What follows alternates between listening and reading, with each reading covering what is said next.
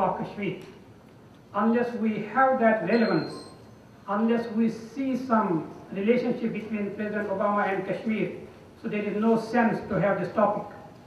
I think we as Americans, we need to understand when we are really talking about the issue of Kashmir, it was the President of the United States. I do not mean President Obama, and I don't mean also President George W. Bush. I mean President Harry Truman. It was the President of the United States in 1948 who instructed his ambassador to the United Nations that there must be a resolution on Kashmir.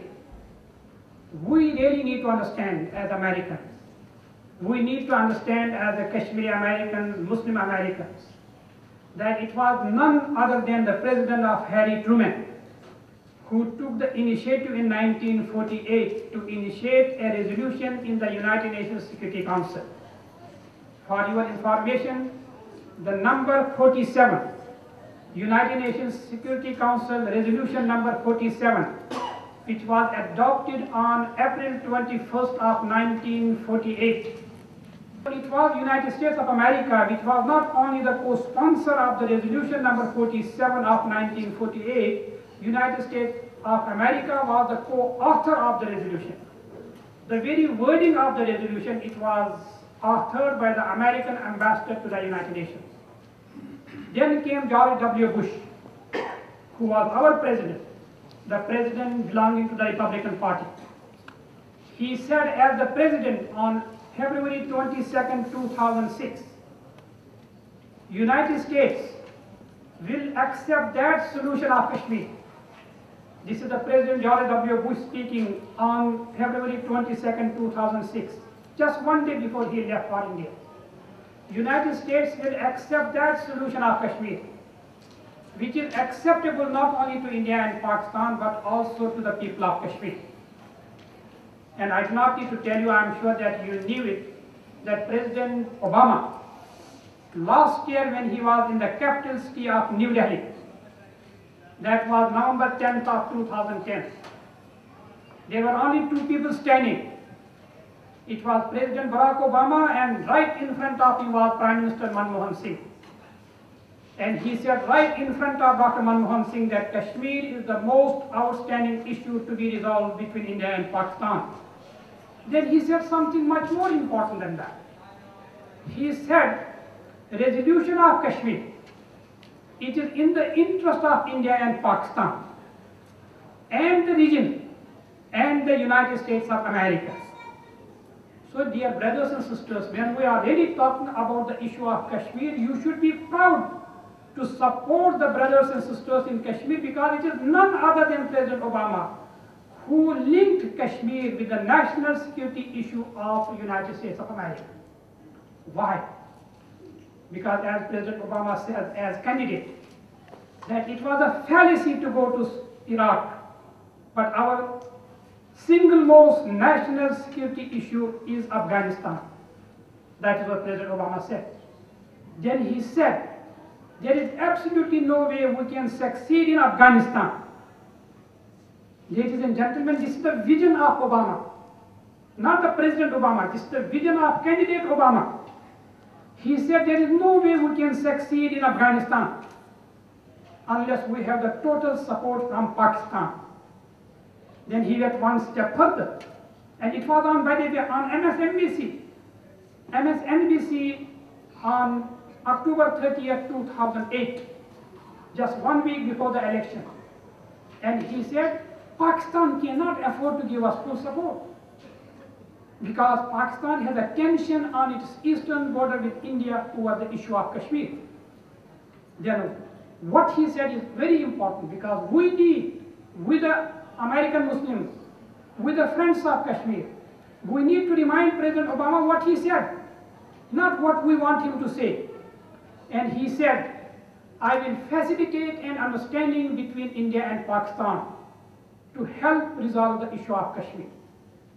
So ladies and gentlemen, when we are really talking about Kashmir, we are really talking about the involvement of the United States of America in the issue of Kashmir right from 1948, both Republican as well as Democrats. We have a lot of speakers, but I would like to tell you because you may have a question, particularly the ones who do not come from that land, which is Kashmir. That yes, that was then, and yes, there's an interest of President Obama, but what is the ground situation in Kashmir? Are the people of Kashmir still interested in their freedom? Ladies and gentlemen, there are hundreds of articles, not just in Pakistani newspapers or Kashmiri newspapers, in New York Times, in Daily Guardian, in Hindustan Times, in Times of India, written by Indian Americans, written by Indians, written by Hindus. Nothing wrong to be Muslim, but I'm talking about these are the Indian Hindu intellectuals. One of them is Mr. Gautam Navlakha. Mr. Gautam Navlakha, he's an Indian journalist, editor of Economic and Political Weekly of India. He wrote that it was August 18, 2008, and he happened to be in the capital city of Kashmir, which is Srinagar. And he said there were more than 1 million people on the streets of Srinagar. Ladies and gentlemen, it's not Dr. Mir or Dr. Dar telling me. It is Gautam Navlakha writing in India. There were more than 1 million people on the streets of Srinagar. Then he said, I could not see a single gun in the hands of Kashmiri youth. Then he said, I could not see the hand of Pakistan. Then he wrote, ladies and gentlemen, which is very important, Gautam Navlakha. And he wrote, let India stop blaming Pakistan. And he said, it is indigenous, it is spontaneous, it is popular, it is non-violent and peaceful movement. Yes, we have so many apprehensions when we are really talking about Palestine, when we are really talking about Chechnya, when we are really talking about Kosovo, when we are really talking about Darfur, that maybe there is something, an element of radicalism or element of terrorism. Ladies and gentlemen, you can quote a person no less important than Gautam Navlakha. You can quote a person, Arundhati Roy.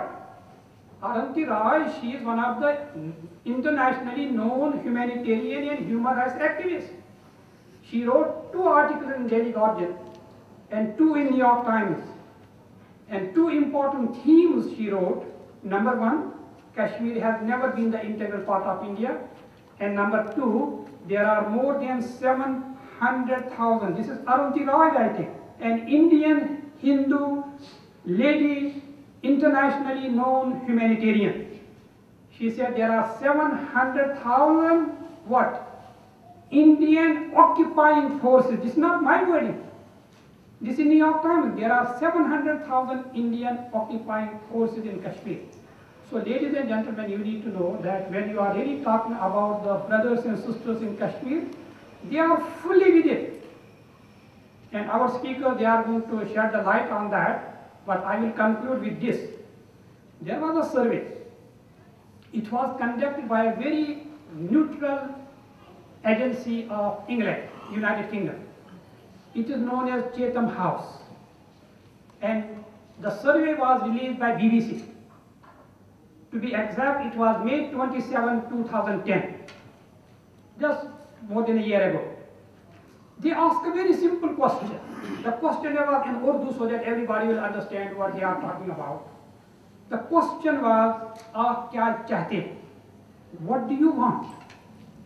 According to the survey conducted by Chatham House of England, 90 to 95% people of Kashmir, 90 to 95% people of Kashmir, when they responded, they said, we want azadi. Ladies and gentlemen, if you talk about azadi, it has only 2 meanings. One meaning is they want independence, and second meaning is they want freedom from the occupation. But whatever they want, they really do not want to be the part of India. We the people of Kashmir, we are demanding a very simple thing. As President Bush has said, we will accept that solution of Kashmir which is acceptable not only to India and Pakistan but also the people of Kashmir. Our demand as the people of Kashmir, our demand as the Kashmiri American and our demand as the Muslim American should be that when India and Pakistan are going to talk about the issue of Kashmir, they can talk about the issue of Kashmir, but they should not be given the power. They should not be given the right to decide the future of Kashmir. The only people who have the right at the international forum, those are the people of Kashmir. By the way, I am talking about people of Kashmir. I am a Muslim from Kashmir. But the Kashmiri Hindus, the Kashmiri Buddhists, the Kashmiri Sikhs, they have equal right to decide the future of Kashmir. So the future of Kashmir has to be decided by the people of Kashmir. That's our demand, and that is what we would like you, as the supporter of Kashmir cause, as the friends of Kashmir, that Kashmiri leadership should be included in the talks. And the final point, we are talking about peace talks, but the killings on the streets of Kashmir continue. So our demand must be the peace talks and the killings in Kashmir cannot go together. The killings in Kashmir, that must come to an end.